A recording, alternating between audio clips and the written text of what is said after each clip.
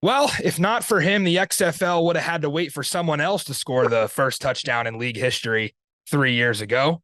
From the Queen City's Providence Panthers to a UNC Tar Heel, a draft pick of the Buffalo Bills, and now a St. Louis Battlehawk, Austin Proehl. Welcome to Springball Boulevard, man. What's up, man? Nice to meet you guys. Thanks for your time, Austin. Before we jump into your background, I got to quickly say I checked out your Instagram story. Happy anniversary to your parents. 31 years. That's incredible. Are you guys celebrating with another win this weekend? Yeah, we would love to. Got to go in there ready to win a game, though. Can't come in lightly. We're excited about the opportunity. Absolutely. So every interview you've done, of course, it's been about your family. That's the family business. I want to talk a little bit about you first. What was it like to step up in front of those 38,000 people at the Dome and they give you a mic? So you got to focus on the game, but now you also got to deliver an electric promo. So you're also like your brother, you're performing in front of a crowd and you're also trying to play. How was that? Yeah, Double A and Brian put me up to that. They forced the mic into my hand.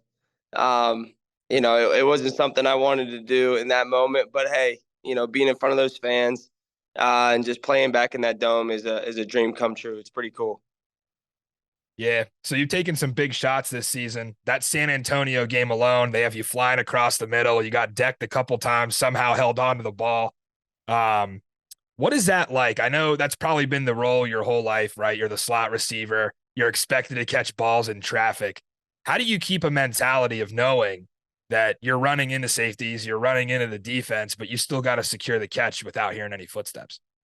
Yeah, it's just part of the game. I think just growing up, you know, dad always told me, you're gonna get hit regardless. You might as well catch it. So, just knowing you're gonna get hit. I got great guys around me like Hakeem, and Darius, and some of the other guys in our room, and it's just cool to be out there with them and just making plays for each other.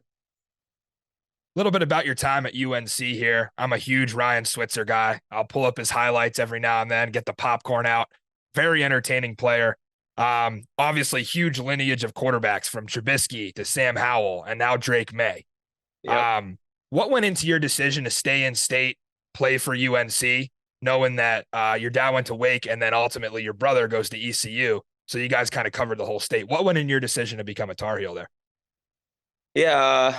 First and foremost, I finished high school in North Carolina, so North Carolina is the school of the state. No matter what anybody says, Carolina, everybody in the state of North Carolina wants to go play ball at Carolina. Um, and then second of all, my dad at the time was a coach with the Panthers, and it was about an hour and a half up the road. So I figured, it was close enough where he could possibly come and watch some games on Saturday, before they played on Sunday. And he got to come to a few. I wish he would have been able to come to a few more, but it was a blessing just to the few he came to, just to have him in the stands.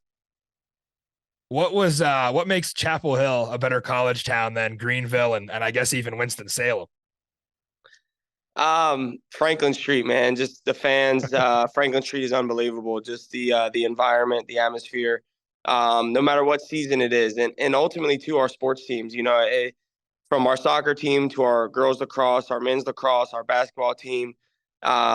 No matter what sport it is, it's like every year someone wins a national championship. You're celebrating something from a sports team each and every year, and I think that's the coolest part about it is just being around a winning culture in Chapel Hill, um, and then just the brotherhood and the family that goes along with being a Tar Heel for the rest of your life. Yeah, absolutely. And you guys had a supervisor of morale. I don't think that's something ECU and Wake Forest had with Caleb Presley. A hilarious story. Do you guys keep in touch at all, you and Caleb? Oh yeah, me and Caleb are extremely close. We got a group of about seven of us who are very very close. And he's one of us, and we live in Boca in the off season together, and so we spend a lot of time together.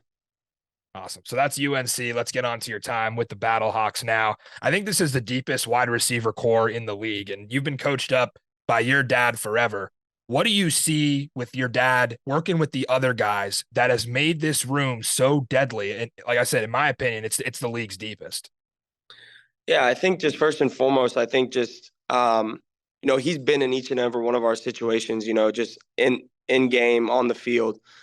He can relate. It's not he speaks from experience and he coaches from experience. And I think that's the coolest part about it is just knowing he's been there, he's been in our shoes and just his knowledge of the game. He's played in the biggest games, biggest moments, caught balls in Super Bowls, caught touchdowns in Super Bowls, and he just coaches and he has a passion for the game. And I think that's the coolest part about it. And I think our room um, does a great job of just learning and listening and because it's not always easy just to be able to learn and listen each and every day. And I think we do a good job of just continuing to soak it all in and knowing that he has our best interest. When did you figure out that AJ was going to be your quarterback? Was that something where you guys had a prior relationship, or did that work out through Coach Beck and how they kind of put the team together? Yeah, so I met AJ back in 2018 when I got drafted by the Bills. He had just signed in Buffalo from Cincinnati. Um, so me and AJ went through OTA's camp, everything together, and took a lot of reps together. And we just kind of formed our relationship, kept in touch over the years, and then I didn't know this was the XFL was going down again. And he actually he hit me up in late November, somewhere in that time frame, and just asked if I wanted to play. And I was still getting workouts and staying in shape. Hopefully to sign for the last part of the season, coming off an injury this year. And I said if I didn't get signed, that I would love to play. And just get another opportunity to put some stuff on film and then get another shot in the league. So it was cool to just come here with him and get another opportunity. Yeah, you talked about the XFL going back down. Obviously, you played in the 2020 version. From like a travel itinerary standpoint and maybe like a day-to-day routine, what are some of the key differences in XFL 2020 when you guys didn't have the hub and you had, I guess, front offices in the city versus now being in the hub and flying back and forth from Arlington? Yeah, I mean, I think the difference is each and every week we have to travel, and people don't realize, that puts a toll, on our bodies and everything else. Just traveling each and every week, um, getting on a plane or getting on a bus. But also just, being in Arlington, it's a great city. The teams are close by, and a lot of people in this league, we all know each other from each and every team. Um, and it's a great environment. Everybody's here for one reason, and that's to put good stuff on film. Just continuing to perfect our craft, and I think that's the greatest part about this opportunity. And I think Danny and Dwayne Johnson have done a great job of just blessing us with this opportunity. Touching on Vegas a little bit this week, obviously, you guys very successful in the past game last time against them. How much of a balance is this offense between Bruce Gradkowski, uh, his scheme, and then AJ ad-libbing and reading the defense and putting it all together pre-snap? Yeah, I mean, I think our offensive line has done an unbelievable job. From coming together. People don't realize how hard it is. Coming together on January 3rd, I think was the date, somewhere around there, for the first time, never knowing anybody, um, and molding together, coming together, um, and just continuously grow. Like if you see our film from game one to now, our offensive line is a unit now. They move together, they push together, they block together. You can just tell. They've really just come together, and I think they've done a great job of in our run game and our pass game, of opening up holes, and that has effectively opened up our offense, and been able to just allowed us to do some things that we want to do, whether it's in the pass game or the run game, and they've done an unbelievable job. You got to give the guys up front love. We had Steven Gonzalez on the show before. Obviously, Jared Jones-Smith, another one where Yeah. suspended for 2 games. He comes back. Now everybody is back together, and that offensive line is moving. Reflecting on your personal goals and maybe some team goals that you had coming into training camp in Arlington, is there anything that you've kind of added on as the season has went along, or do you still feel like your main goals are in sight here for XFL 2023? Yeah, I think all the goals are still in sight. You just want to continue to improve day in and day out, whether it's practice, um, and ultimately lead up to our games. On the weekends. Just continuing to perfect this craft, continue to perfect the little things, fine tune the little things, that can help us when we leave here. It's a blessing to just be on the field each and every day, just continuing to work on things, with a great group of guys who all have the same goal, who have the same mission. And it's just so cool to just team up with these guys and have the opportunity to just be on this grass, be on those fields, and just attack this goal. Well, Austin, you've done this for a long time, and we're wishing you a long, successful career. And hey, in 10 years, when you're not playing football anymore, you got your brother, you can manage his career.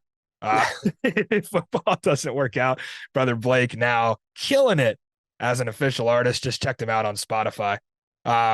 If St. Louis, I know you've been a fan favorite in the city. How do you think St. Louis would react if you found your way back to the NFL? That's going to be a tough goodbye after some of the success and you've had there this year. Yeah, hopefully I'll bring them with me, wherever I go. Hopefully the fans will come with me and we can find a new home. Absolutely. Well, Austin, we appreciate your time. Ball out back in the dome these last 3 weeks. We're hoping you get some of that extra $1,000 bonus in your paycheck here. Coming down to the line, you guys are currently second place in the XFL North, battling for a playoff bid. Going to get real entertaining here down the stretch. That is Austin Proehl on Springball Boulevard. Thanks again, Austin. Appreciate it, man. Thank you, guys. You have a good day.